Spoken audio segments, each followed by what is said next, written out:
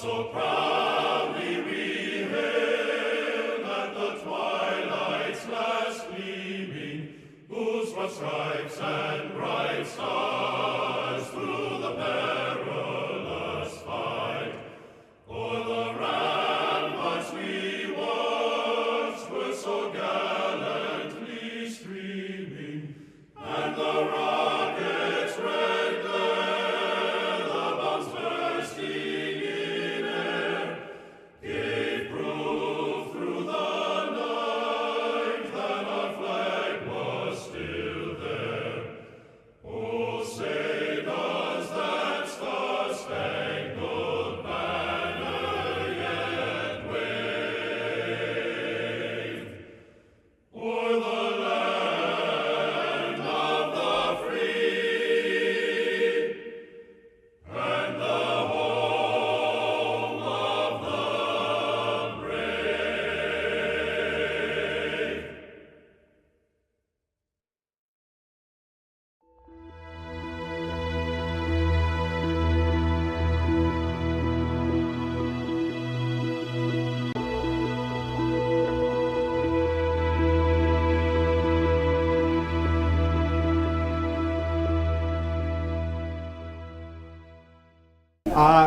Our speaker today doesn't need a whole lot of introduction. He's been our county executive since 2012, and one of the things that he promised was that he was going to make Pittsburgh great again. And I think he's doing that and will continue to do that. He grew up in the Pittsburgh suburb of Bloomfield and has a mechanical engineering degree from Carnegie Mellon. So without further ado, please warmly welcome Rich Fitzgerald.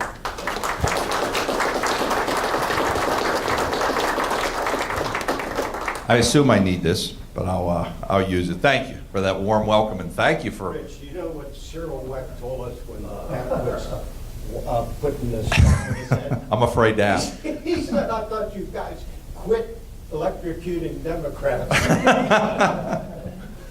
Well, back in the day, I don't know if there were that many in this neck of the woods, and that might be changing a little bit, but we'll stay away from that kind of stuff. But anyway, thank you for coming out and hearing me and hearing about what's going on here in Western Pennsylvania and in the county right now. As was mentioned, I've been here my whole life. I'm going to be turning 60 in a few days, so I'm getting up there too, and going to my youngest college graduation next Friday. So I'm starting to count those years as well. And as Jerry mentioned, about 8 years ago when I ran for county executive, we were in a much different place. And we've been in a much different place right now than we were, going back in the day when I graduated from college. And when you think about graduating from Carnegie Mellon University, which quite frankly I couldn't have got into today, I will acknowledge that. 40 years ago it was a great school then, but it is an unbelievable school now. But in 1981, when I graduated, I couldn't get a job in Pittsburgh. That's when we were closing all the factories and the mills, and things were going bad. And for probably about 20, 25 years, I was no different than a lot of people, in which parents would be resigned to the fact that when their kids grew up here and graduated from school here, whatever school they graduated, they were going to leave.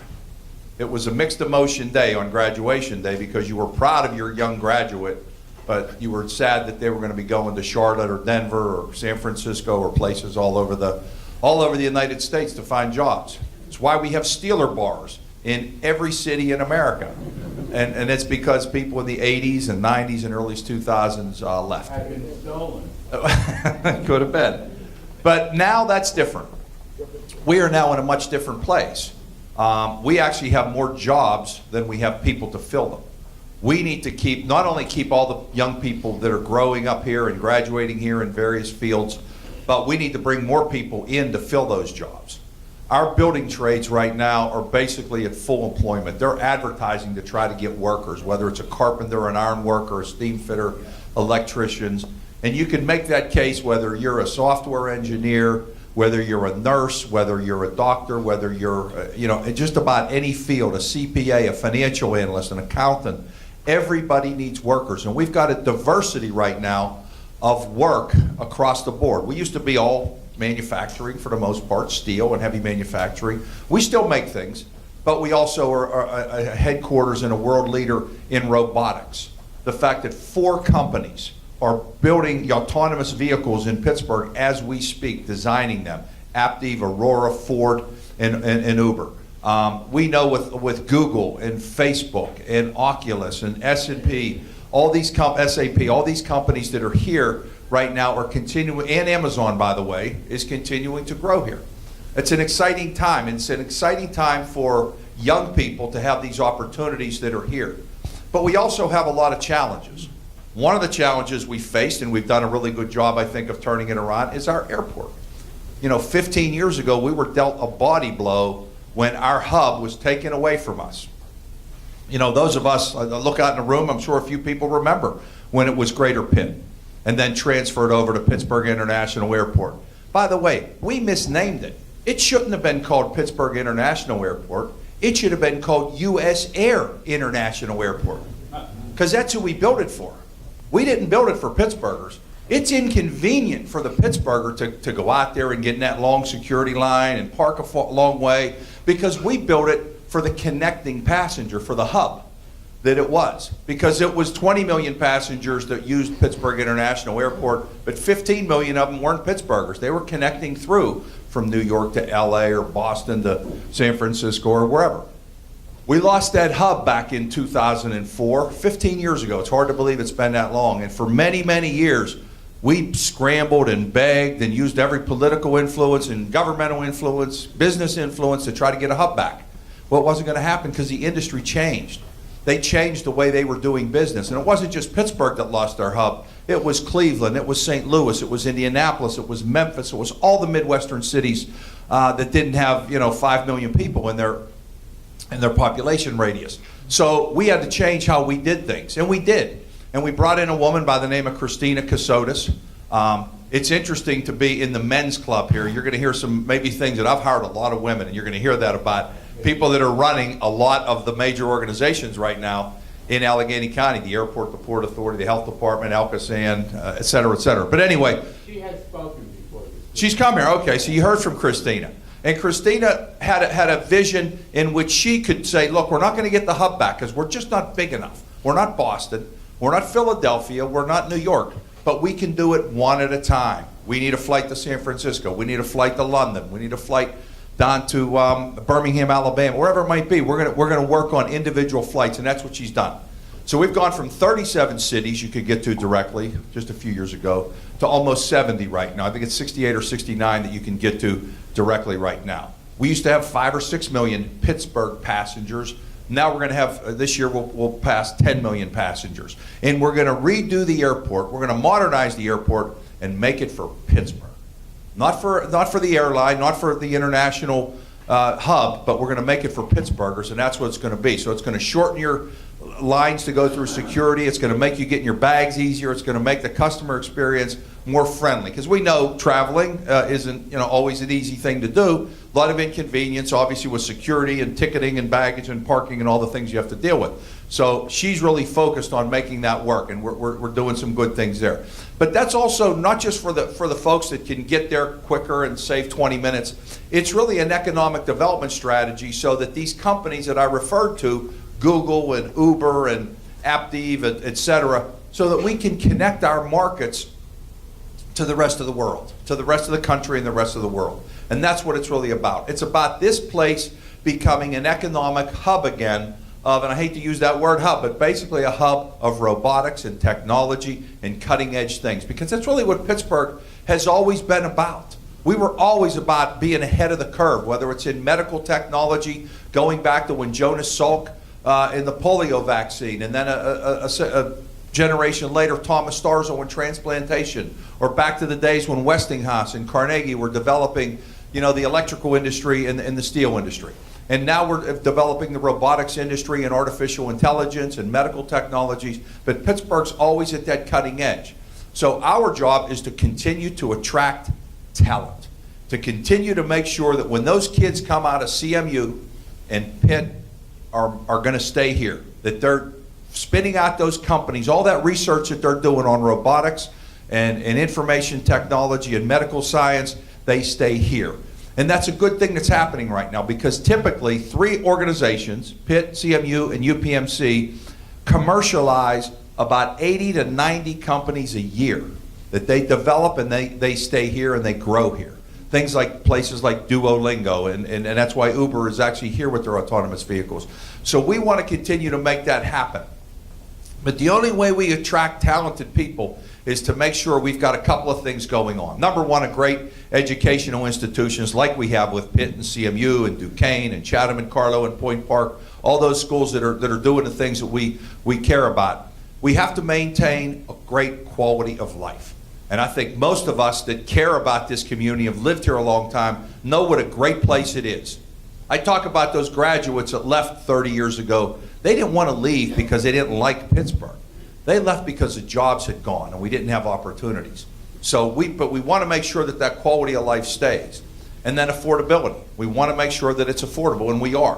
When you talk about competition of cost, quality of life, and affordability, we can beat anybody in the country. I don't care if it's New York or Chicago or LA or San Francisco or Milwaukee, Baltimore, you name it. You get more bang for your buck here. You think about all the great things that we have. We have major league sports. We have world-class institutions in the arts, symphony, ballet, zoo, museums. All those kind of things that people want to have when they're raising a family are right here. And we've got to continue to maintain all of those things. We got a couple challenges coming up that I think are really, really important that could blunt some of the growth that we're seeing right now. Those are transportation and workforce. So we've got to make sure we continue to invest in getting the skills that these young people need to get jobs that, quite frankly, aren't even here right now. We know that 40% of the jobs in the next 10 years are going to be gone because they're going to be changed by technology. Automation is going to take certain jobs away. Changes in the way we do things are going to take things away. We see what's happening to retail with things like Amazon and all the changes that are happening around transportation, rideshare, things like that. But transportation is the other big thing. As we grow again, we cannot have the most congested parkways and the most congested roadways without a good transit system and transportation system to help us compete against all these other cities where folks have the ability to go to. So those are some of the things that we're going to continue to work on. And we got to invest in our outdoor activities like our parks, our trails. I can tell you that the county parks, we own 12,000 acres of county parks. Settlers Cabin out this way, or North Park, or Hartwood Acres, some of the parks that you use. We get 20 million visitors a year that come to our parks, whether they're going to fish on the first day of trout season like we had a couple days ago, whether they're going to enjoy the boathouse or the zip line, or come to one of our ice skating rinks, or just to walk in the trails in our beautiful parks. We've got to continue to make sure that we're going to continue to do those things. And that's something that I'm committed to doing. I love this job. I've had it for 8 years. I get to have it one more time, one more term that I'm allowed to have.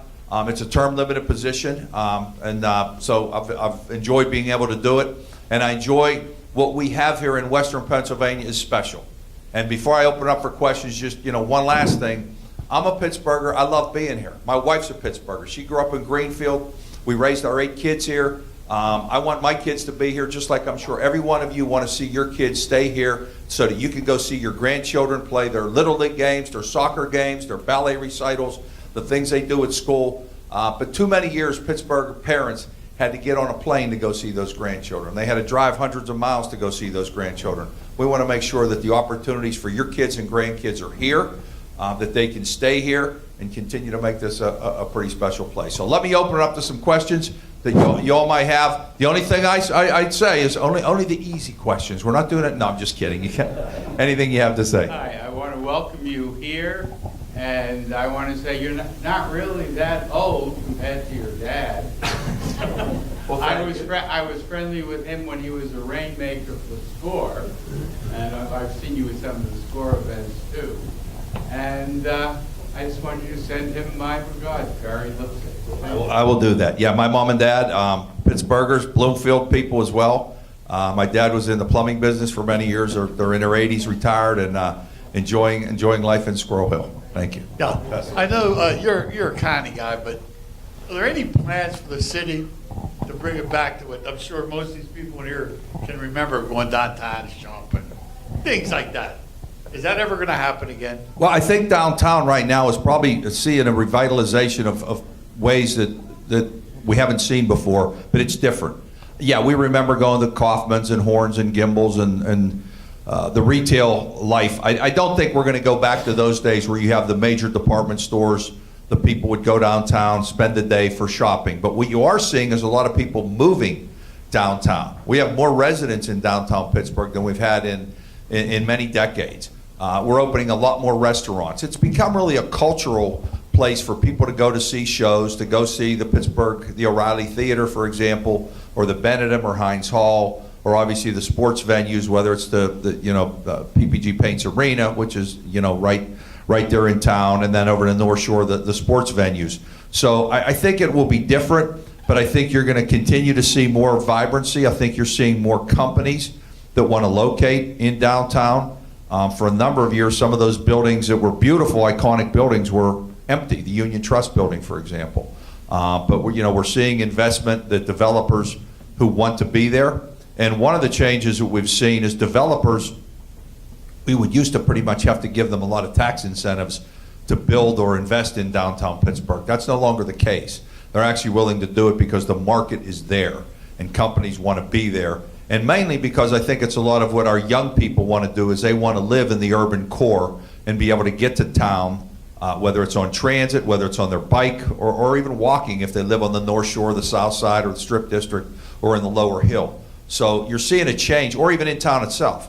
So you're seeing a change around those days. So I don't think you're going to go back to what a lot of us remember with Kaufman's and the windows at Christmas time, but I think you're just seeing a different place where it's more of an entertainment and cultural venue, places like Market Square, the Cultural District, places like that.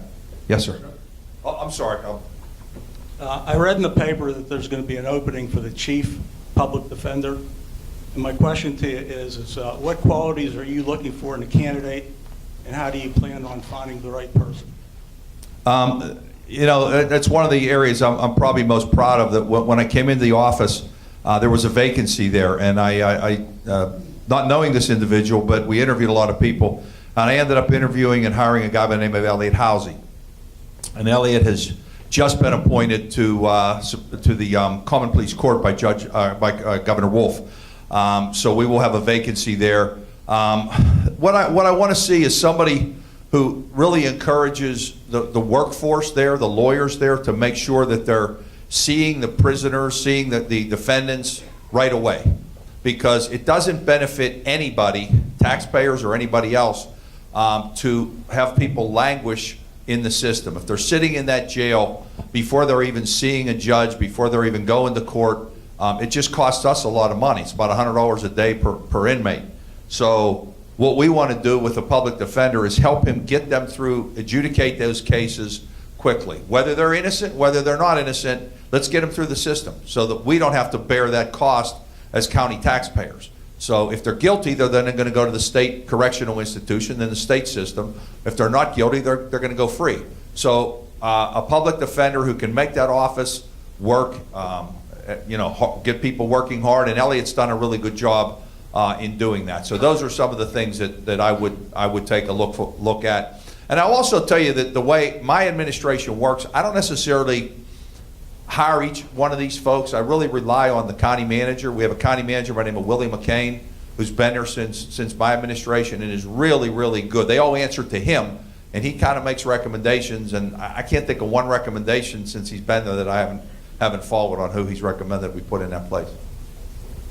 Yes, sir. Yeah, I'd like to go back to the airport for a second. I'm a 32-year retired U.S. Airways employee. Watching all this. I hope I didn't offend you by using. No, not at all. I'm an operations guy. And the one thing, without getting into, we had the highest passenger facility charge in the nation at one time. I don't know if that's still true or not, but you talked about transportation in Western Pennsylvania, and I actually have a couple of parts here. One is, what is the status of some kind of high-speed transportation system from the airport to downtown? I know there's restrictions corridor-wise and so forth. They looked at maglev and all kinds of stuff.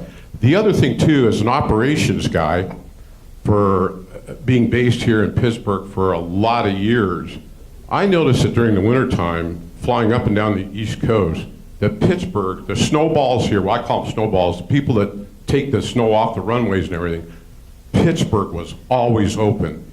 And I think Christina's doing a fabulous job. I think one thing we're missing here is talking about going back to a hub. This airport and the design of that X system there, this airport could be a huge international hub. The runways are long enough. We're open all winter long, like the New York airports, Boston, some of those airports are not. I think that's and we all can agree that an airport is a huge economic generator for the region. So You got a lot there, but let me start. And I had a little influence on the last administration, the president. I kind of knew him a little bit, and he was helpful. He brought the secretaries of transportation here twice, two different secretaries, Mr. LaHood and Mr. Fox, and they brought every airline to Pittsburgh to make exactly that case. Weather, we never shut down, all these kind of things. And you know what they said? Well, it doesn't. You know, it was about population. I agree with you. We made that case for 15 years, and it fell on deaf ears. And finally, we said, you know what? Christina threw a lot of cold water in our face by basically saying, "You're not going to be a hub, and if you think you're going to be a hub, don't hire me. Go hire." When she was being interviewed, you know, go hire somebody else because it's not going to happen. And she was right.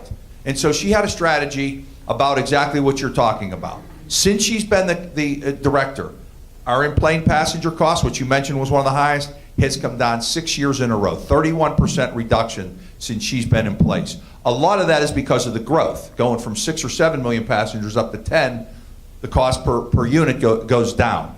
We actually have 4 runways that we got to take care of. That's part of the modernization plan. Each one of those runways costs about $2 to $3 million a year to maintain. Now, just to put it in perspective, we have 4 runways, 10 million passengers. London Heathrow has 75 million passengers a year with 2 runways. Think we're running efficiently? No, not really. So that's just one thing. Transportation to the airport. Let me just explain how transportation dollars work. You get in your car, you pay a gas tax, you fill up, you pay gas tax. Who collects that? The state and federal government. We don't get any of that locally. So we've got to go to our friends in Washington and Harrisburg when we want to have projects, whether it be light rail to the airport, whether it be extend the busway, you know, whatever it is for transportation, we don't collect any of those dollars locally. The only I shouldn't say that. The only thing we collect is a $5 fee that you pay on your car registration. It's from 36 to 41. That $5 of that goes to the county. And that's what we do to do the 400 miles of road that we own and the 500 bridges that we're in charge of maintaining.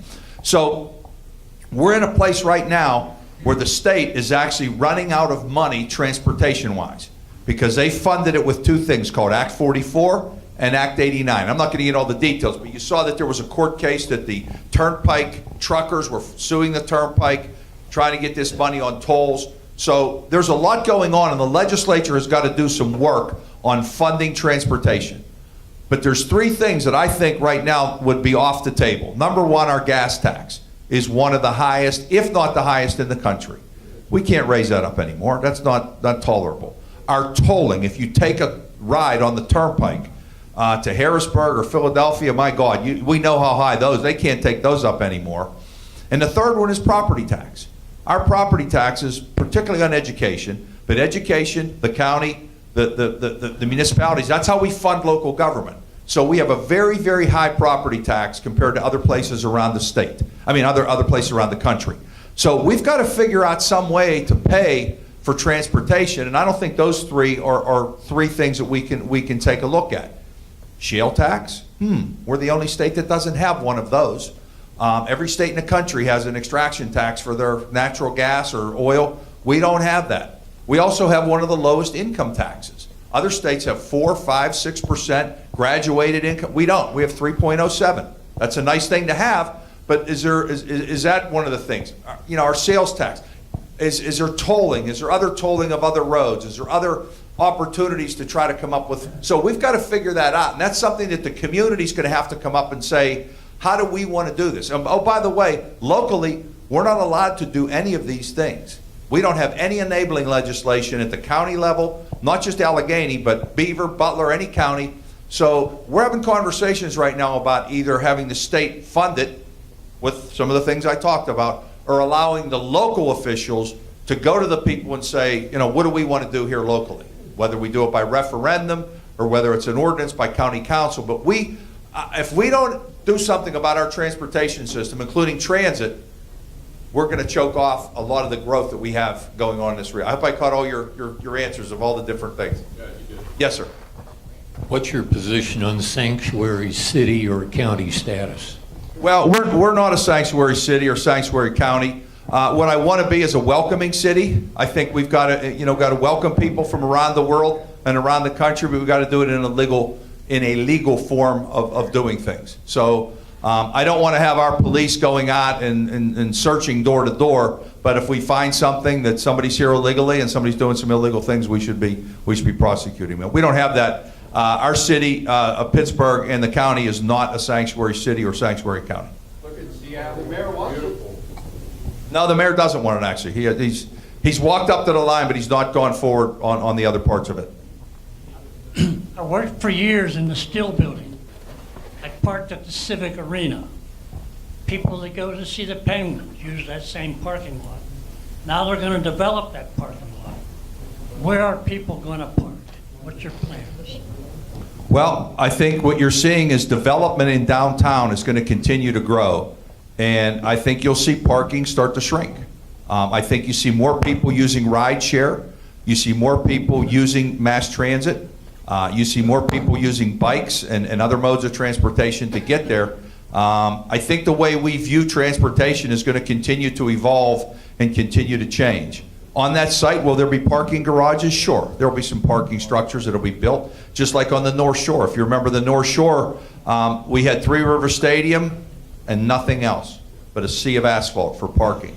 Now we have a lot of development on that North Shore, but we also have a number of parking structures as well, parking garages that have been built over there. So I think, as the developers and the planning folks and the zoning folks do building and do development, obviously parking and transportation are going to be a big aspect of that. But I can't give you numbers. I don't know exactly the numbers, but you're going to see more. You're going to see those 28 acres of the old Civic Arena site develop in the next year, and things are going to be coming up out of the ground: housing, office, retail, etc. It should be exciting for the region. I think Port Authority, right here. Oh, I'm sorry. Port Authority doesn't seem to want to keep up with the people going back and forth. I mean, Pittsburgh is growing, so people are moving out. They're moving out to this area, to a lot of areas around here. But the Port Authority just seems to cut routes and limit routes and stop routes, and people are just having a hard time getting around. Well, the Port Authority has had some challenges, and because the Port Authority is funded by the state, and the state made some major cutbacks probably about 7 or 8 years ago, when we used to have, I think it was 200 routes that the Port Authority used to have. We're down to about 102 routes right now. They haven't cut any in the last 6 years, but they haven't added any either. That's a big challenge. We've got to continue, and the Port Authority can only do whatever money it has. They just can't add routes because they feel like it. They've got to have a proper funding to be able to do that. And that's part of the discussion that I mentioned earlier with the question about light rail to the airport or busway to the airport. The number one priority right now is to build a BRT, a bus rapid transit, between downtown and Oakland, the two biggest congested areas and the two biggest employment centers in the region right now. And if we can get that built in an inexpensive way, inexpensive as compared to light rail, we can start to move a lot of people and maybe put some more bus service into other areas. Because right now, about 30% of the riders that ride the Port Authority come through that 5th Avenue and Forbes Avenue corridor where Pitt and Presby and all that, the eds and meds are every year. So we hired a new director about a year ago, a woman by the name of Catherine Kellerman. Got her out of Hillsborough County, Tampa, Florida area.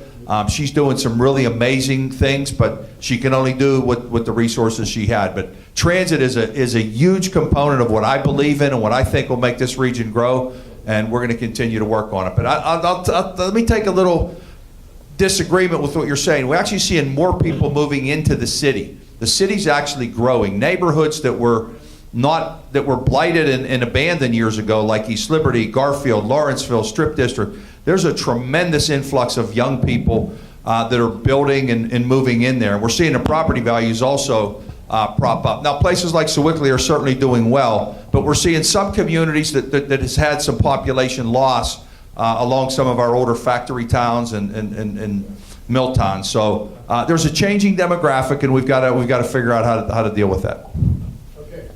Question. Yes, sir. Two questions, actually. First is, there was an editorial on one of the radio stations about some kind of an additive that's being forced into our gasoline. That's, everyone else has been waived, but for some reason the county hasn't been waived by EPA. What's that about? And second of all, what taxes are the shale gas people actually paying as opposed to the extraction tax that you were talking about? I understand they were paying some kind of a thing regarding the damage they do to the roads and that, but what are they actually paying to us besides the employment taxes and stuff like that? Yeah, and let me just say this. I think, you know, the great growth that we've had in this region, a lot of it has been because of the discovery of the Marcellus Shale and the production that's happened probably about 10 years ago when we really started to ramp that up. What's happening at the cracker plant a little bit west of us is tremendous. Biggest project in America. So it's not about punishing an industry. It's just about a fairness. I believe the impact, they pay what's called an impact fee. And I believe it probably results of around 1% to 2% of the revenues. Most shale extraction taxes are around 6 to 7%. So if you got rid of the impact fee and just put a regular 6 to 7% that these other states pay, West Virginia, Ohio, Texas, Oklahoma, et cetera, there would be some revenue to do some things, and it would be up to the legislature on what they want to do with that. Your other question, your first question? The gasoline, yes. The summer blend, I think, is the way they called it. When we weren't in attainment on some air quality in western Pennsylvania, the feds were making southwestern Pennsylvania use, I think it's a lower pressure. I might get this wrong. I want to make sure, a lower pressure blend of gasoline. They have said that because we're in attainment now, we can do that. So the other counties around us, Beaver, Butler, Washington, are under the DEP. Their air quality programs are under the DEP. So the DEP was able to get that waiver through. The Allegheny has a health department that controls air quality. They passed the waiver too. They passed it, county council passed it, sent it on to the feds. The feds haven't acted. The EPA, federal government, just has not acted at this point. Now I can tell you that Karen Hacker, the head of the health department, has said she's not going to fine anybody. She's not going to go after anybody if they used a different kind of gasoline because we have been approved. But we need the EPA to officially do that. So everything locally has been done. We're just caught in a little bit of a federal bureaucracy. Rich, I know you have to run, so this is going to be the final question. Final question, okay. This is an easy one for you. We have more municipalities in Western Pennsylvania than almost anywhere in the country. And we're starting to see that it makes sense to combine police forces and fire departments, et cetera. My question is, do you think that Allegheny County and the city of Pittsburgh will ever combine, and do you think such a combination would be good for greater Pittsburgh? Well, I think rather than the city of Pittsburgh, and you're right, we have 130 municipalities in Allegheny County. Some of them are a few hundred people. City of Pittsburgh's doing just fine. They got a great tax base now. They're growing. Income is up, and if you look at all the metrics, whether it's new construction, employment, all the things happening, but we've got a lot of towns out there, and you've seen some of it around some of the police action in the eastern suburbs particularly, where they just don't have the tax base to pay their bills. They still have the same amount of roads, they still have all these structures, they still have all this infrastructure they've got to take care of, but they might have had 10,000 people a few years ago, a few decades ago I should say, and now they're down to 2,000 people. Their tax base just can't handle it. Now, they could combine, they could merge, that could always happen, but what typically happens is the haves don't necessarily want to take on the have-nots. So while they've been able to merge for the last 100 years, nobody really has. So we introduced a bill about a year ago called voluntary disincorporation. Now, you heard what I said, voluntary, right? I'm going to say it again, voluntary, voluntary, voluntary. So if a town wanted to put a question on the ballot, meaning their borough council would say, do we want to disincorporate? Do we want to get out of the government business because we can't pay our bills? We don't have the money to pay the police, the road construction, et cetera, et cetera. So we worked on a bill, very bipartisan, the University of Pittsburgh Institute of Politics, supported by former County Executive Jim Roddy, former County Executive Dan Honorado. We went to Harrisburg. The governor was supportive of it. The state Senate actually passed the bill unanimously. Democrats and Republicans, city and suburb, came together and all voted, every one of them. The House had members on both sides ready to support it. And one person wouldn't let it run. One person, a guy by the name of Speaker Turzai. One person decided for 203 people that this bill was not going to run. So they can't do it. So what happens right now is if a town is in Act 47, and if you know what Act 47 is, it's kind of municipal bankruptcy. If you don't get out of Act 47 after so many years, you have to disincorporate by law. So you become a ward of the state at that point. I'm not going to mention any towns, but we probably all could, we've known some of them where they'd be in that condition. They would become wards of the state. We think they should have the choice by vote, by the voters, the referendum. This isn't a takeover by Rich Fitzgerald or Allegheny County. It's saying to Town A, your voters might want to have the county's public works, the county's economic development, the county police, et cetera, handle some of the things that you just have lost your tax base on. So I think it's a good idea. We're going to run that bill again. I understand that a couple of reps, state Democrats and Republicans coming together are going to run that bill. You're 100% right. We have too many municipalities that don't have the ability to do what they want to do. And it isn't even anymore about these fiefdoms. We always heard, oh, they don't want to give up their fiefdoms, they don't want to give up their territory. There are towns that are willing to do this and want to do this, and are not allowed. So that's where we are with that. And we got 43 school districts. I won't get into that. That's a whole different thing, and all the bureaucracy we have. The city of Pittsburgh and the county of Allegheny, should we combine them? I don't think we need to right now. I think they're doing just fine. I think there's 129 other ones, not all of them, but I think some of those other ones could do some work. I can tell you that the city and the county together, we work very well together, not just me and Mayor Peduto, but our councils, our economic development department. So you're seeing a lot of good things that are happening. We see a lot of city growth right now. The city, and I'm somebody who grew up in a city. I raised my kids in a city. I still live in a city. That are doing some good things. But so I'm worried about some of the other communities that don't have those resources as well. So. Rich, thank you. This was excellent. I want to thank